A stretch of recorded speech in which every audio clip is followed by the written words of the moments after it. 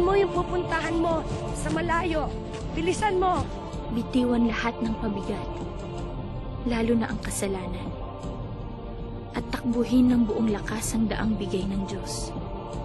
Maniwala sa pagkapanalo bago pa ito mangyari. Hi, I'm Salvador. I'm PT. Just first indie film ko ang Telma. Si Telma, isa siyang makulit na pasaway, na astig na batang babae na hindi niya alam na meron siyang talent sa pagtakbo hanggang na-discover niya to yung parang may isang scene na nangyari, parang kailangan niya tulungan yung family niya. Maraming indie films na ino-offer sa akin, pero pag dumadating na yung script, tapos binabasa ko na, parang tinatanggihan ko dahil sa mga parang hindi ko nakikita yung sarili ko na nag-fit dun sa character na yun. So, nung eto, in-offer sa akin yung Telma, nung nabasa ko yung script, nakapag-meeting kami ni Direk Paul, nakita ko yung sarili ko, parang kaya kong gawin si Telma. Nakikita kong magagawa ko si Telma. Maging isang runner talaga. Kasi gusto ko,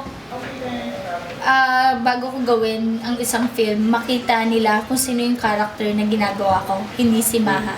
Grabe yung preparations na ginawa ko para yung mga trainings ko with Coach Elma, talagang todo-todo, as in 6 weeks, tuloy-tuloy yung training ko sa kanya para lang makuha yung tamang form ng isang runner, ng isang athlete.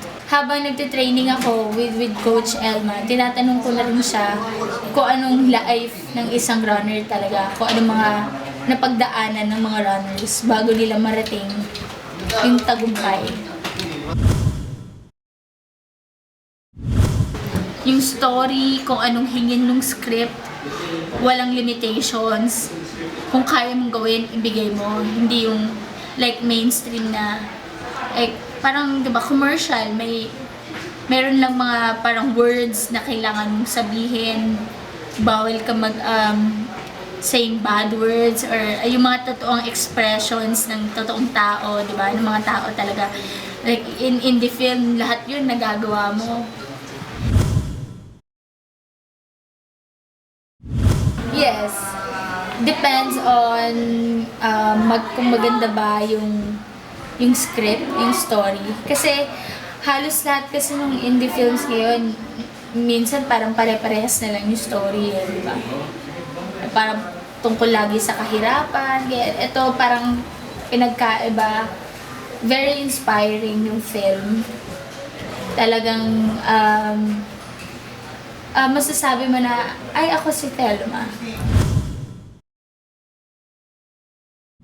Mainstream indie film, lahat yung art.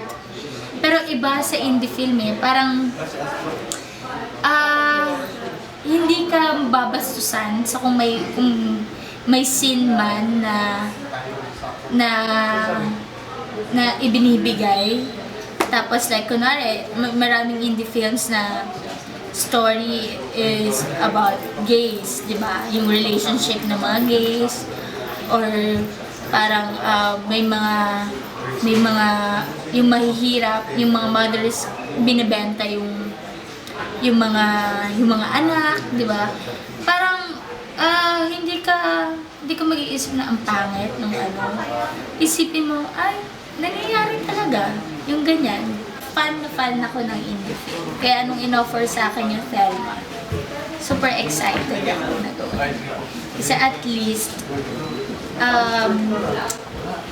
ano yan, yung hindi lang ako nakikita sa mga mainstream, sa TV. At saka may possibilities na, di ba, mapansin out of the country, sa ibang mundo, mas nakikilala tayo sa mga indie films. Now, you're in the know. Yeah, edit niyo ba yan?